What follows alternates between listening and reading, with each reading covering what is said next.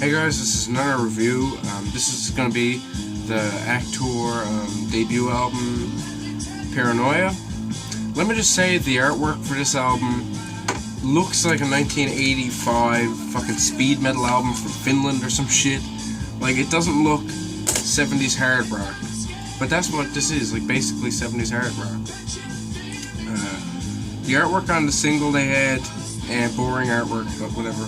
I love the way the blue contrasts everything, and the Old English text for the album title itself really fucking sets it off. And like I said, this is just like a really cool piece of art. It's probably one of my favorite album covers of 2015. So moving on. This band was formed in 2013.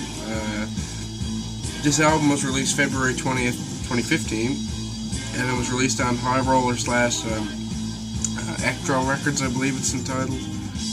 And these guys are similar to older references, I'd say: Blue Oyster Cult, Thin Lizzy, Budgie, Boston, just any kind of old hard rock, heavy metal shit.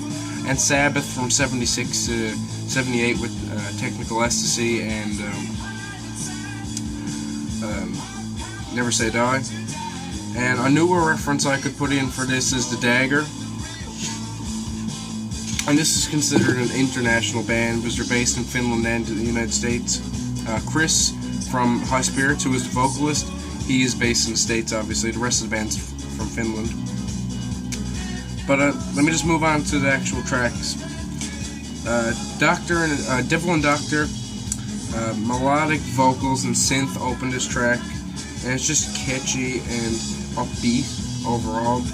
And this reminds me of a classic 1970s radio rock track. Like, this sounds like something that a classic rock radio station in your area could possibly play. And nobody would know. They'd be like, what the fuck, that sounds like, is that a 70s band that I've never heard of? And then look it up and it'd be 2015, they'd be like, holy shit. Like, this must be, like, fucking goddamn time. These people must own a time machine. But yeah. Second track, Gone Again. Hooky opening, riffs are on point throughout, and this is just like 1973 brought to 2015. Stop Fooling Around, more psychedelic but mostly hard hitting and hard rocking. Chorus sounds a lot like a Blue Oyster Cult chorus, but I'll keep drawing that comparison because I just hear it every time I hear this band. The fourth track, Too Young to Die, slightly repetitive, but not really boring at all. None of the tracks on this are boring. You're actually, my favorite track is playing now, Never Ending No, which is the 9th track, which I'll get to.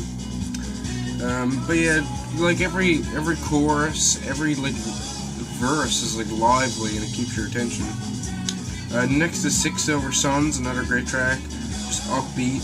And like I said, if you are tired of your 1970s rock, and you want to listen to something else because you've already listened to all your April 1 albums 40 times in a row, then listen to this album. It's fucking great. And Nazareth I can hear kind of too for some reason. Not like the heavier part of Nazareth, but the softer part. I Was the Son of God, my second favorite track on this album.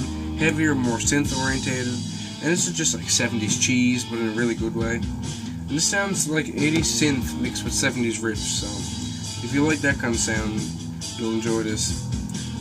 This is the shortest track, Something Nasty, which is track 7. And it's just rocking guitars. I really like this track. I just think that even though it's a shorter track, it still packs all the, action of the longer tracks. Where's Home, just another catchy and great track. Not much to say about that one.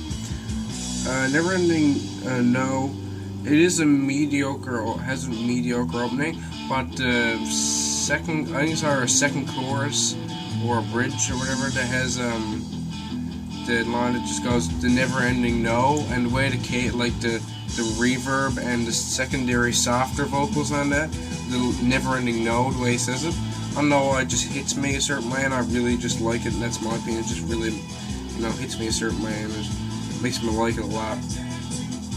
But just listen to this for a second.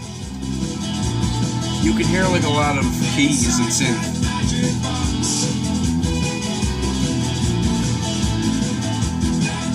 Reminds me of New Wave for some reason. Then we move on to the final track, The Mover. This is the longest track at 4 minutes and 25 seconds. As I said, most of this album is really short. Track-wise, each track is pretty short. The album overall is 35 minutes, which is really good for an album like this. I'd like to see more, but you know, I don't want an album that feels too long, which just doesn't. Just another, you know, like, basic song for these guys, but just really good sound, good riffs and repeating choruses, which I like. Just, if you want good riffs, just don't look any further than these guys. It's kind of fucking great. And like I said, not one track overstays its welcome. Every track is the perfect length. And I don't like when a band wants to make a fucking 7-minute track with only 2 riffs. It kind of gets on my nerves, depending on what band it is, obviously. But if your dad rock fucking cravings are coming back, and you need something to fill it up, and you need something new to do that, these guys are great. I'm not calling dad rock to insult them, but they do sound like fucking 70s hard rock, so it's just great. So check these guys out. On their Bandcamp, I can see that they have 1 copy of their LP of this album left for sale for $17 US, and they have 4 copies of their album on CD left for $15 a piece, which is fucking decent prices in my opinion. And I don't think they do have the I Am the Psychedelic Wars album, but you can download that for $4. I'd suggest trying to find a 7-inch copy of it. I believe there is one for sale somewhere on Discogs or something. But yeah, that's all I gotta say about these guys. They're just great hard rock from the 70s, basically. They sound like they're fucking right out of 1977. And Chris from High Spirits does a fantastic job on this release, and I hope to see a lot more releases from these guys.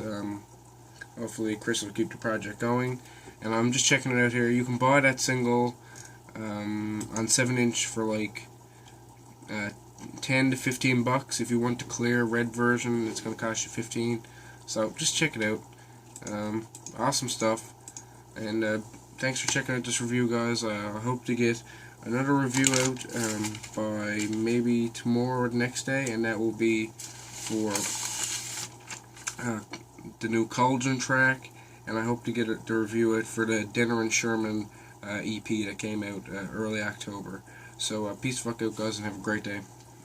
So guys, I forgot to mention, I give this album an 86 out of 100. Yeah, sorry I didn't add that in, but see ya.